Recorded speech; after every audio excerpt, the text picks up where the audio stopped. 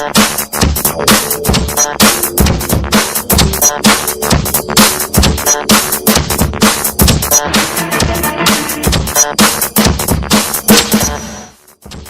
tal? Sean bienvenidos a una emisión más de Sociedad Transparente, donde llevamos a ustedes los personajes, las voces, las conferencias y los puntos de vista de todos aquellos que hoy en día se ocupan de trabajar en pro de los temas que tienen que ver con el fortalecimiento de las instituciones democráticas del país. Y en este sentido, el tema de la rendición de cuentas cobra especial importancia. Usted sabe, porque lo hemos comentado aquí en este espacio, que desde hace un año se creó a nivel nacional una red por la rendición de cuentas en donde más de 60 instituciones participan para crear políticas públicas integrales que permitan que en todos los niveles de gobierno se establezcan acciones en pro de la rendición de cuentas. Mauricio Merino, uno de los principales impulsores de esta red por la rendición de cuentas y académico del CIRE, estuvo en Puebla para participar en el marco del 7º Congreso de la Red de Organismos Públicos Autónomos. Y él habló de la forma en que la rendición de cuentas puede combatir la corrupción, un tema que sin duda ha venido a lastimar la imagen de nuestro país.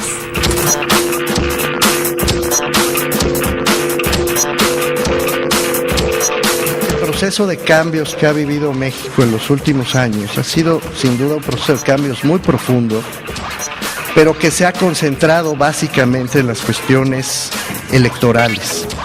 Ha sido un cambio que en lo fundamental ha sido arrastrado por la necesidad de construir un nuevo régimen de partidos, de establecer pluralidad política en el país y de crear las condiciones institucionales y políticas para que esa pluralidad pudiera emerger y finalmente traducirse en el régimen que hoy tenemos en el país, un régimen muy diferente del que tuvimos durante muchas décadas, que se cifraba, como todos sabemos, en singular y que hoy se frasea en plural.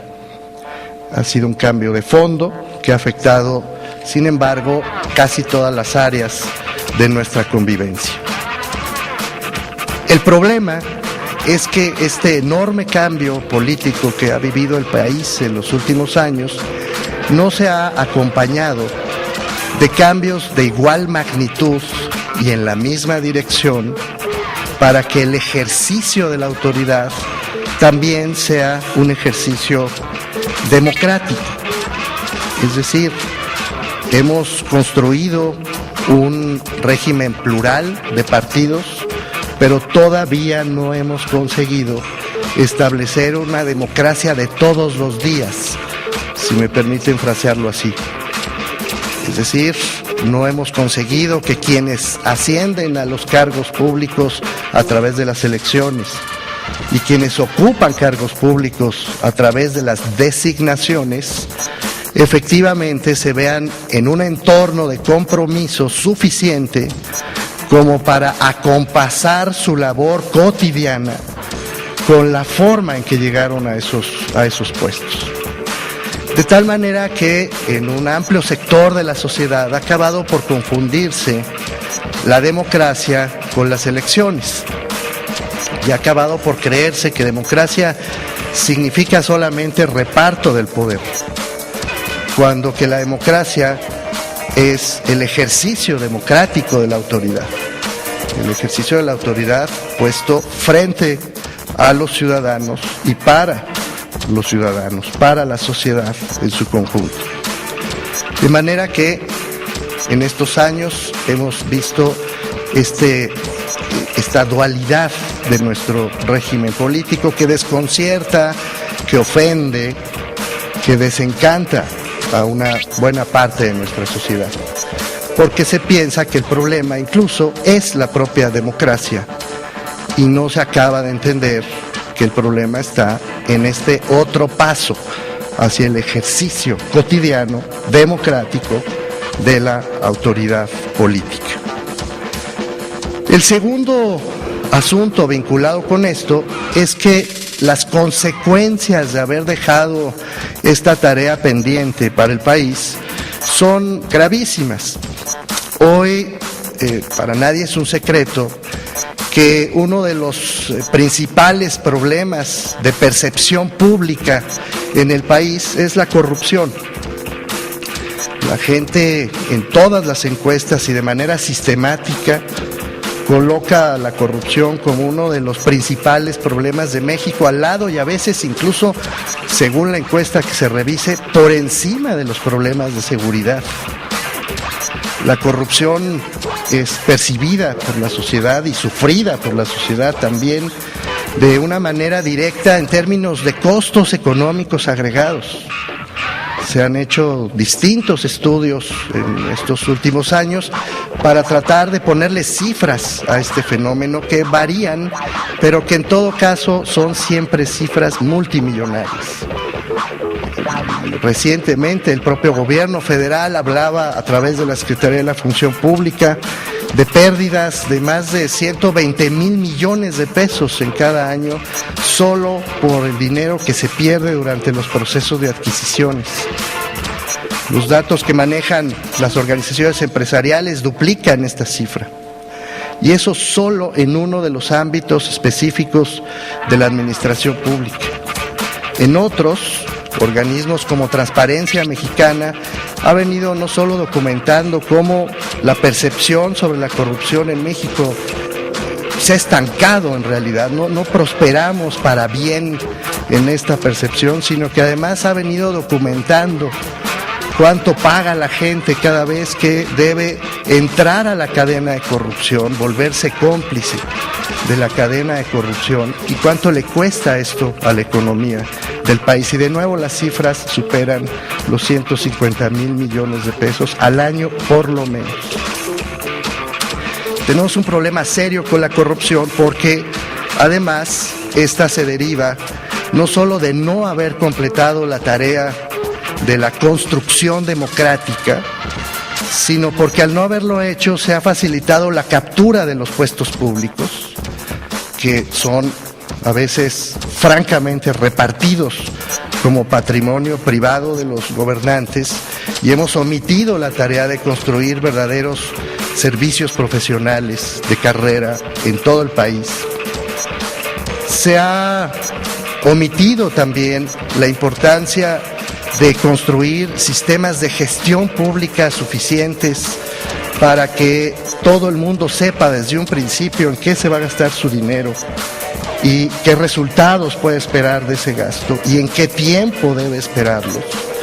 De tal manera que nos hemos habituado, pero es un mal hábito, a conocer los resultados cuando estos han sucedido, a través de informes, de reportes, que si bien intentan recortar sus periodos, informes trimestrales se pide en el ánimo de llegar lo más rápido posible a resultados, pero siguen siendo opciones de salida, no de entrada. Quiero decir, nos enteramos cuando las cosas ya sucedieron y no antes, no en el momento en que se asignan las responsabilidades. Y aunque en los últimos años, como me referiré a esto más adelante, se han construido, sí, instituciones, reglas, métodos diversos para tratar de atajar este problema, la verdad es que seguimos en buena medida estancados en la captura, en la ineficiencia, en la simulación y en amplios espacios de oscuridad en prácticamente todo el país. Como se ha escuchado hoy a través de diferentes movimientos ciudadanos, cada vez más es necesario que se involucre la sociedad en general en los asuntos públicos y que los cargos que ostentan nuestros servidores públicos no solamente representen las necesidades de la población, sino que en efecto permitan impulsar un mejor desarrollo para nuestro país. Habla Mauricio Merino sobre la forma en que la ciudadanía puede vigilar de cerca y exigir cuentas a nuestras autoridades. Saludos a Sociedad Transparente, mi nombre es Emir Hernández Romero y estoy para servirles. Sociedad Transparente. Regresamos. Sociedad Transparente. Continuamos.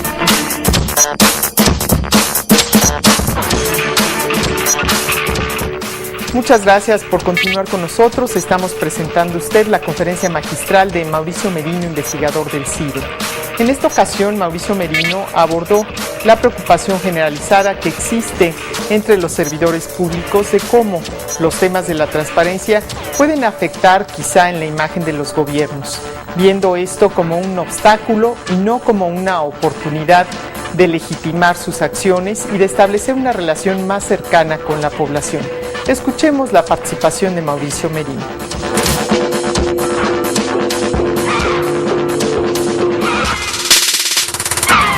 ¿Qué es lo que ha causado este problema que de manera breve he tratado de poner en estos términos? Yo creo que son dos problemas, dos causas de esta expresión pues de la falta de rendición de cuentas. El primero es simple y llanamente el descuido generalizado y aún el desprecio, permítame ponerlo así, de los temas estrictamente relacionados con la gestión de la cosa pública. En México, por razones difíciles de entender, se desprecia la gestión cotidiana de la cosa pública. Se considera burocrática, se considera cosa menor, como si fuera cosa de segundo nivel, de un plano que no interesa. Y se nos olvida que cada vez que se pide un nuevo derecho social, por ejemplo, salud, educación, o cada vez que se intenta construir instituciones como las que hoy están representadas esta mañana, o cada vez que se quiere mejorar el ingreso público en el país a través de una mejora hacendaria, o cada vez que sucede cualquier cosa que afecte al espacio público en su conjunto, estas tareas deben pasar por la gestión pública. Es decir, deben pasar por oficinas que saben lo que quieren, que saben qué se espera de ellas, que saben qué recursos se les ha asignado para producir esos resultados, en qué plazos y con las gentes correctas, profesionalmente capaces de llevar adelante esas tareas, con procedimientos claros y eficientes y con reglas bastantes para poder cumplir con su función. Este paquete de gestión pública es generalmente despreciado, como si las cosas sucedieran mágicamente. Basta pedir una nueva política o establecer una nueva institución para suponer que las cosas van a suceder. Cuando pasan los años y cuando revisamos, por ejemplo, por qué ciertas políticas no funcionan, como lo ha hecho por años la Auditoría Superior de la Federación, pues nos topamos con que el problema está en los procedimientos, está en la gestión pública. Si el seguro popular, por ejemplo, no acaba de ser exitoso a pesar de su cobertura, no es porque la política en sí misma sea criticable, es magnífica, sino porque la gestión en los estados se ha visto interrumpida por la falta de medios suficientes para llevarla a cabo. La educación es una tragedia nacional, lo sabemos todos, que está entrampada en problemas de gestión, no de grandes decisiones, no de grandes instituciones, sino de gestión, entre otros problemas, pero este es fundamental. Para tratar de atajarlo, sin embargo, desde el año 2000, desde la transición, desde la alternancia, para no entrar en debates inútiles, desde la alternancia en la presidencia de la República, es verdad que se abrió una oportunidad y se tomó la oportunidad para empezar a crear instituciones que intentaran atajar estas dificultades de las que vengo hablando. Fue así que nació la Auditoría Superior de la Federación, fue así que nació el IFAI unos años más tarde, fue así que nació Coneval, fue así que se hicieron las reformas a la ley de responsabilidad, de presupuesto y responsabilidad hacendaria, las reformas constitucionales en esta misma materia, fue así que se dio constitucionalidad a la evaluación del desempeño de la propia Auditoría Superior de la Federación, etcétera. El recuento es, por fortuna, largo, son muchos cambios, incluso entre colegas debatimos cuántas reformas se han hecho legales, constitucionales a nivel federal y a nivel de los estados favorables a esta dinámica para tratar de corregir los problemas de la gestión pública. Este Congreso es una expresión de esos cambios. El Congreso de Organismos Públicos Autónomos tiene 7 años precisamente porque ha sido en este periodo que estos organismos se fueron creando, fueron desarrollando sus potencias y afortunadamente están hoy aquí representados para discutir también sus problemas. Todo esto es cierto y hay que aplaudirlo. Sin embargo, esa multiplicación de instituciones y de sus propósitos no nació como un sistema integrado, un sistema coherente, sino que nació con propósitos diversos y dispersos. El problema de fondo puede ser fraseado, creo yo, así se ha discutido en las deliberaciones de la red, como un problema de fragmentación. Fragmentación conceptual, en el sentido de que no acabamos de ponernos de acuerdo en qué decimos cuando decimos rendir cuentas. Fragmentación institucional, porque las instituciones recién creadas para atajar estas dificultades no tienen conexiones entre sí, conexiones formales, quiero decir. No hay efectos en muchos de los casos, algo que don Arturo ha dicho sistemáticamente desde que era auditor superior de la Federación. No hay consecuencias de las revisiones que se hacen en la Auditoría Superior de la Federación, o no las consecuencias suficientes. Los órganos de transparencia que han hecho labores verdaderamente extraordinarias y que merecen un gran reconocimiento, tienen sin embargo enormes limitaciones para ver cumplidas sus resoluciones. Tienen limitaciones incluso para tener la información exacta sobre la manera en que se cumplen sus resoluciones, lo cual es una enorme paradoja. Es decir, está fragmentado el sistema que desde el año 2000 ha venido construyéndose a favor de una mejor fiscalización, a favor de más transparencia, a favor de evaluación de políticas. Es tan cierto esto que incluso la palabra evaluación tiene distintas connotaciones y distintos usos según la ley o según la institución pública que la use. Evaluar el desempeño puede significar cosas no solamente distintas, sino incluso contradictorias. Si la usa Hacienda, o si la usa Función Pública, o si la usa la Cámara de Diputados a través de la Auditoría Superior de la Federación, o peor todavía, si la usan los estados y los municipios. Está fragmentado, lamentablemente, el enorme esfuerzo que México ha hecho para producir esta otra pieza de la construcción democrática, que es la que apunta hacia el ejercicio democrático de la autoridad, la democracia de todos los días y no solo la democracia de los procesos electorales. Claro, pues saludos a todo el auditorio de este programa. Sociedad Transparente. Regresamos. Sociedad Transparente. Continuamos.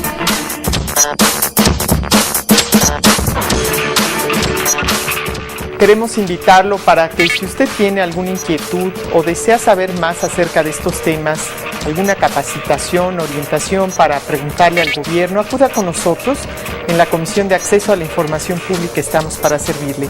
Recuerde nuestra página www.cai.org.mx o bien nuestra línea telefónica 777-1122. A continuación, nuestra sección Puntos de Vista con la participación del académico poblano y también periodista Jorge Machuca. ¿Qué tal? ¿Cómo le va? Esto es Puntos de Vista y soy su servidor Jorge Machuca Luna. En ocasiones anteriores hemos hablado un poco de lo ocurrido en esta cumbre ciudadana, esta reunión efectuada en el Distrito Federal, donde organizaciones no gubernamentales plantearon a los políticos y a los candidatos una agenda específica en materia, en este caso, de transparencia, acceso a la información y protección de datos personales. Ya hemos hablado de algunos de los puntos destacados, como el, por ejemplo, proponer una ley general de transparencia y acceso a la información que funcione igual en todo el país para tratar de homologar los criterios y que cuando una persona solicite información, por ejemplo, reciba una respuesta similar en Chihuahua, en Zacatecas, en San Luis Potosí o en Puebla. Bueno, otro de los puntos muy interesantes es lo que ocurre con el Poder Judicial. Por cierto, usted puede consultar este documento tecleando en cualquier buscador de internet Cumbre Ciudadana y acceder precisamente a través de internet a este PDF, que es un borrador que ya circula y que resulta muy interesante porque abarca muchos ámbitos de la vida pública. Pero regreso al punto de transparencia y acceso a la información. Se habla de la necesidad de transparentar lo que ocurre en el Poder Judicial. ¿Usted sabe cuánto gana un juez? ¿En qué se lo gasta? ¿Cómo opera el Poder Judicial del Estado de Puebla o del Estado donde nos esté usted viendo, o el Poder Judicial de la Federación? Muchos no lo sabemos y hay criterios también dispares para ello. Entonces lo que se está proponiendo básicamente es que los criterios para medir a todos los poderes judiciales en su operación sea el mismo en materia de transparencia. Y también se habló de un asunto que nos compete a todos, que son los medios informativos, los medios de comunicación. En el caso de los medios, se habla en este documento de que haya una reforma que limite el acaparamiento de medios, es decir, de una manera coloquial, que haya una tercera cadena nacional de medios, que por ahí también hay una discusión muy fuerte ligada a las protestas callejeras que hemos visto en semanas recientes. Y bueno, también que se garantice sobre todo la calidad de los contenidos de esos medios. Y hablando también de el, digamos, acceso universal a Internet, precisamente se busca eso, que el Internet sea una garantía individual que alcance a todos. Esto, bueno, puede parecer niño, pero no lo es, porque así tendremos todos una forma más expedita de acceder a la información, en este caso, vía las tecnologías de la información, el Internet. Muchas gracias. Si hablamos en este programa de derechos de la sociedad, es importante escuchar lo que dicen los ciudadanos. Por eso, esta sección de Voces Ciudadanas.